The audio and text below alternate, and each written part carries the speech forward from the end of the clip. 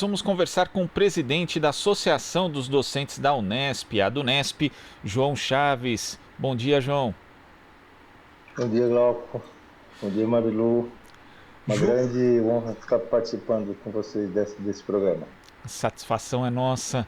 João, o presidente Jair Bolsonaro editou uma medida provisória, a MP 979, que permite ao Ministério da Educação intervir na escolha de reitores, vice-reitores de universidades federais, institutos federais e também no Colégio Dom Pedro II de forma temporária. Como é que você viu essa MP que já causou tanta reação na comunidade acadêmica e também entre os parlamentares, João? Bem, essa MP, essa medida do governo, nada mais é do que mais uma na lógica inaugurada por ele quando assumiu o poder, né? Desde que o ministro classificou como balbúrdia o que se faz nas universidades públicas brasileiras, vem acontecendo um conjunto de ações do governo no sentido de sabotar toda a produção acadêmica pública brasileira, né? Com a asfixia financeira da CAPES, do CNPq, com medidas restritivas às ciências humanas nessas agências, e vai por aí afora. E essa medida já de certo modo, um segundo turno do que foi o ano passado, também uma tentativa nessa direção de colocar o governo federal dentro das universidades e violar de maneira absolutamente escandalosa a autonomia universitária, né? Essa medida ela faz com que o ministro, né, que é uma pessoa digamos assim, próxima dos terraplanistas e que tais, né, que vai definir quem serão os reitores das universidades federais, e isso atinge hoje, por um levantamento preliminar, coisa da ordem de 17 universidades federais, né, e vai atribuir a essa pessoa que foi nomeada pelo ministro a responsabilidade também, o poder também de nomear diretores de unidades e assim por diante. Ou seja, nós estamos numa situação que chega a ser mais até autoritária, mais danosa para a universidade, né, do que as ASI, as assessorias de segurança institucional, que foram que foi um projeto implantado pela ditadura militar, empresarial militar, né, de 64, nas universidades públicas brasileiras. Então, na verdade, não se nomeia alguém para ficar do gabinete ao lado do gabinete do reitor para dizer o que pode e o que não pode. Ele nomeia-se direto alguém como reitor que vai fazer aquilo que o governo federal impõe que seja feito, né? Agora, como você lembrou, João, não é a primeira vez que o governo Bolsonaro tenta atacar a autonomia das universidades federais, né? Esses são ataques reiterados. Sim, e outra coisa que é interessante é assim, em que pese todo o viés genocida das políticas que estão sendo postas em prática pelo governo federal em tempos de pandemia do Covid-19, né, uma justificativa dessa medida que eventualmente seria para resguardar as pessoas que estão em isolamento social por conta do processo eleitoral e tudo mais, né? É interessante esse cuidado seletivo do governo com os universitários, né, com a comunidade universitária, uma vez que para toda a população brasileira a iniciativa tem sido completamente oposta a essa, né?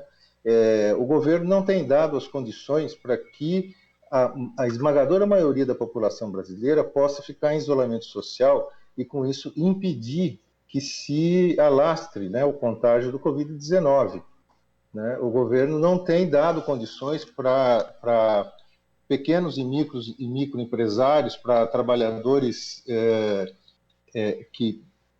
avulsos, né, para trabalhadores que não têm carteira enfim, quando dá alguma coisa, o governo dificulta ao máximo a possibilidade de acesso a esse recurso, né?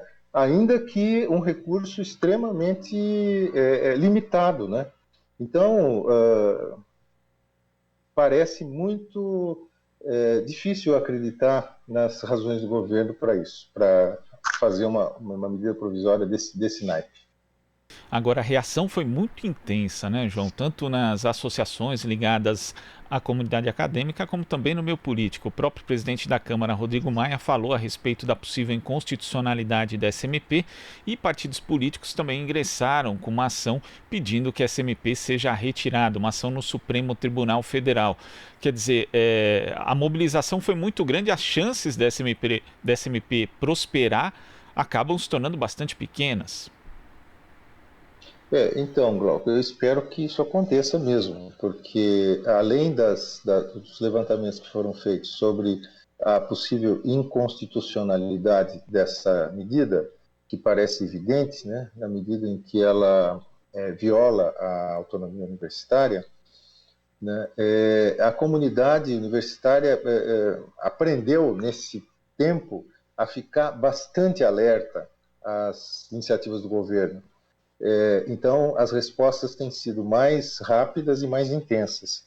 E a intensidade da resposta a essa medida provisória foi proporcional ao tamanho do estrago que ela produziria, né, no sistema superior, do sistema de ensino superior brasileiro e no sistema de produção de ciência e tecnologia no país, né?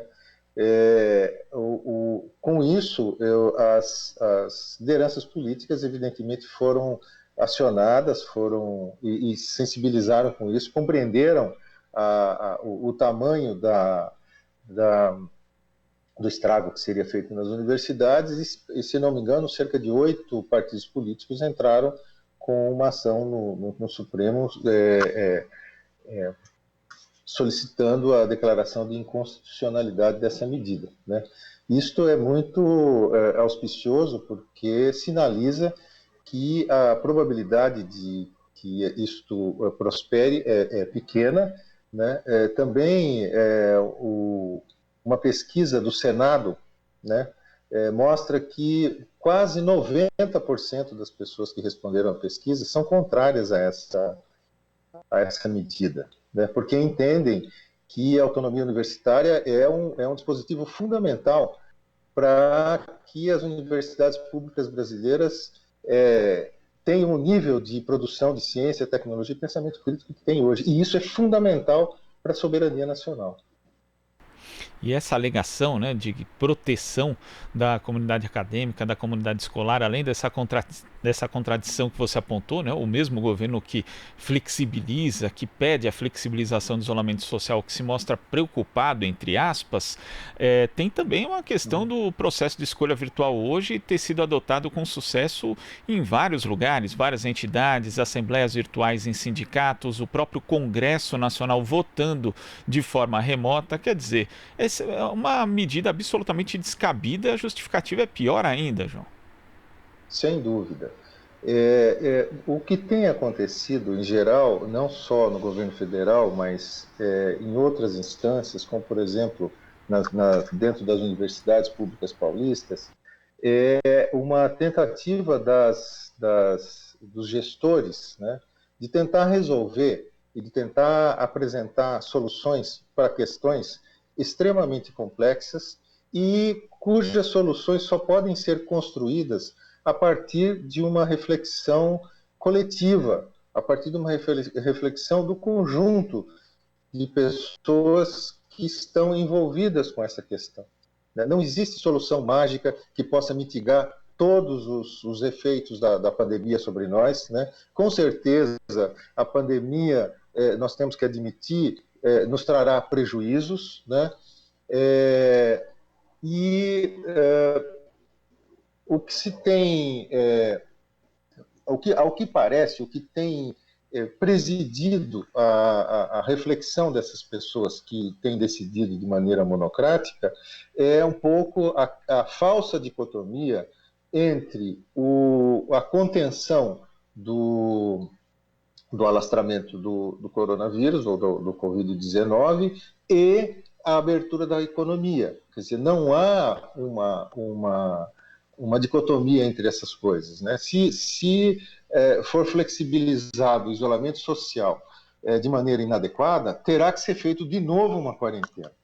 Então, não há oposição entre o funcionamento da economia e o combate do coronavírus e o controle da pandemia, né? Quanto mais eficaz for o controle da pandemia, mais rapidamente se poderá voltar às atividades econômicas, não é?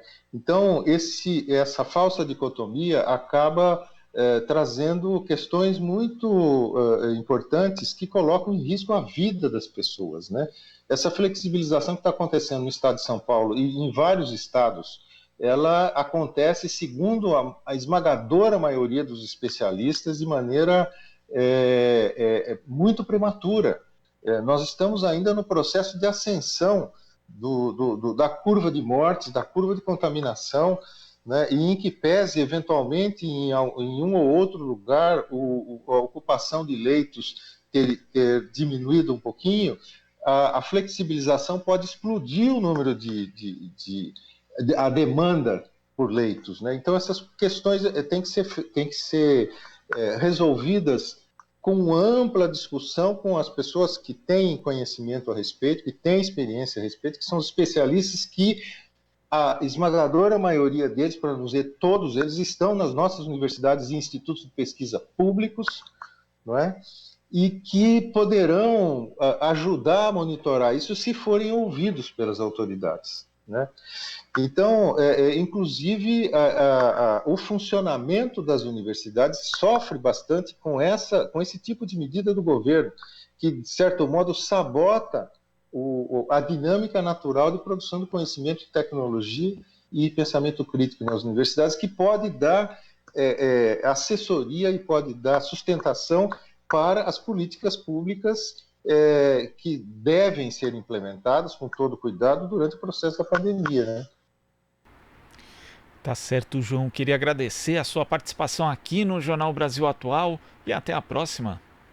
Eu que agradeço muito a oportunidade de falar mais uma vez sobre as universidades públicas brasileiras e coloco à disposição quando houver interesse, quando for necessário. Estou aqui para falar sobre as universidades públicas. Muito obrigado também. A gente que agradece e voltamos a conversar sim. Conversamos com o presidente da Associação dos Docentes da Unesp, a DUNESP, João Chaves. Você está ouvindo Jornal Brasil Atual. As notícias que os outros não dão.